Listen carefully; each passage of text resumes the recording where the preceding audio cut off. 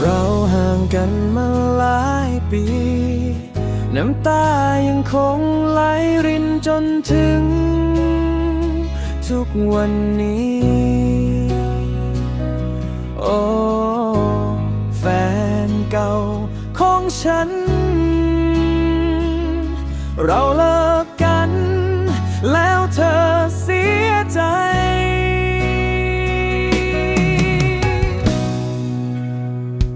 จนถึงวันนี้ฉันยังคิดถึงเธอ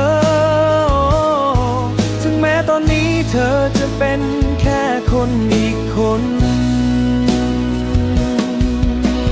ฉัน